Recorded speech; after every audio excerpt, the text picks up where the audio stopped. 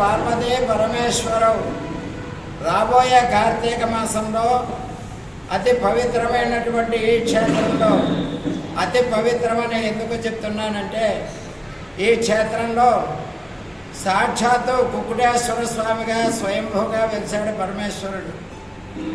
అమ్మవారి పీఠభాగం పడినటువంటి 10వ పీఠం పురుహూతిక, పీఠాయాం పురుహూతిక అని శక్తిపీఠాల్లో 10వ పీఠం మంది. తర్వాత సాక్షాత్తు దత్తాత్రేయుడు ఇక్కడ అవతరించినటువంటి క్షేత్రం పంచమాధవ క్షేత్రాల్లో కుంతిమాధవ క్షేత్రం. అలాగే గయాసురుడు పాదాలు పడి ఎక్కడెక్కడి నుంచో తీర్థశ్రాద్ధాలు చేసుకోవడానికి వస్తున్నటువంటి అతి పవిత్రమైనటువంటి క్షేత్రం. ఇన్ని రకాలుగా పవిత్రమైన క్షేత్రం ఎక్కడా కూడా లేదు. ఒక కాశీతోటి సమానం. ఇది దక్షిణ కాశీ అని చెప్పబడుతుంది. ఇక్కడ కార్తీక మాసంలో గత 30 సంవత్సరాల క్రితం మహాలింగార్చన మాసదీక్షగా కార్తీక మాసం 4 రోజులు ఇదే స్టేజ్ మీద చేశాను నేను.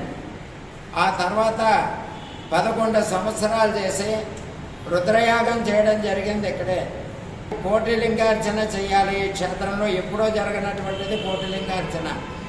ఏమిటంటే ఇక్కడ పక్కన ఫోటోలో చూపబడుతోంది సహస్రలింగార్చన. 1116 లింగాలతోటి సహస్రలింగార్చనని శివరహస్య ప్రోక్తమైన కైలాసయంత్ర ప్రస్థానం. ఇది సామాన్యమైన విషయం కాదు. అందులో అదే విధానంగా మనం 1116 కలశాల యందు రుద్రాక్షలు నవధాన్యాలు. ఈ నవధాన్యాలు దేనికంటే మన మానవ మనుగడకి ఎంతో ఉపయోగపడేవి అన్ని ఉత్పత్తులు కావాలని చెప్పేసి నవధాన్యాలను కూడా ఆ కలశాల యందు ఉంచి ఆవాహన చేసి షోడశావరణ అంటే కైలాసంలో శివుడి దగ్గర ఎంతమంది పరివారం ఉంటారో అంతమంది పరివారాన్ని కూడా ఇక్కడ ఆవాహన చేసి వారికి 16 రకాల ఆవరణలో పూజ చేసి వాటన్నిటికీ కలిపి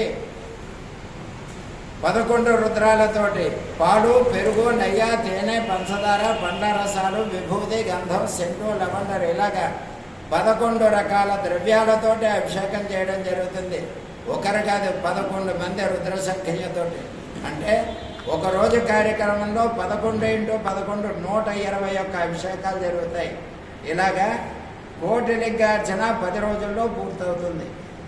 ఎప్పుడు ఇది ప్రారంభమయ్యా అంటే కార్తీక శుద్ధ విధియ 23వ తేదీ సంకల్పం జరిగి 24వ తేదీ శుక్రవారం నుంచి ప్రతిరోజు కూడా ఈ కార్యక్రమాలన్నీ జరుగుతాయి.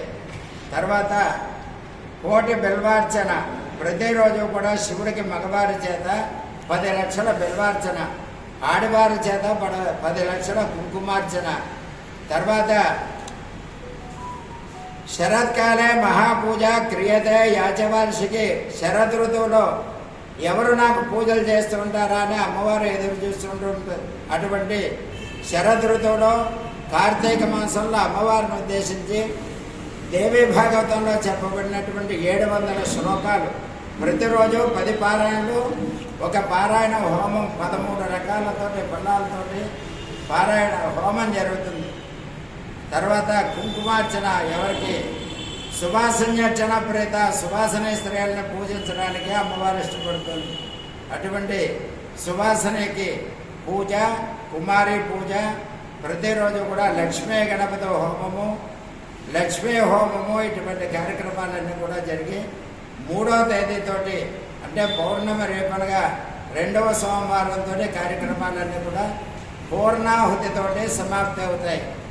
మరి ఈ కార్యక్రమాలు ప్రతి ఒక్కరూ భాగస్వామ్యం కావాలని 1501 రూపాయి దానికి టికెట్ పెట్టడం జరిగింది.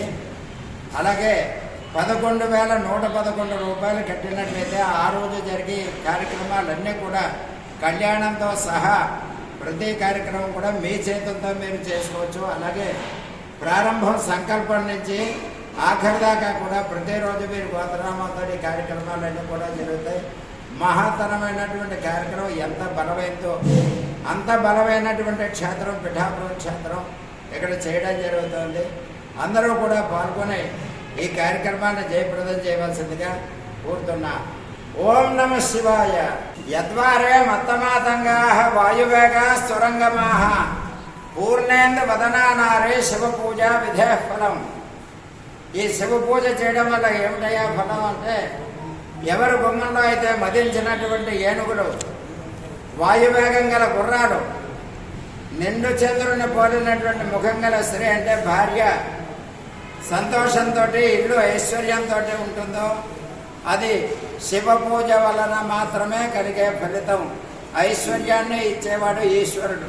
కాబట్టి ప్రతి ఒక్కరూ కూడా ఈ కార్యక్రమంలో పాల్గొనవలసిందిగా కోరుతున్నాం.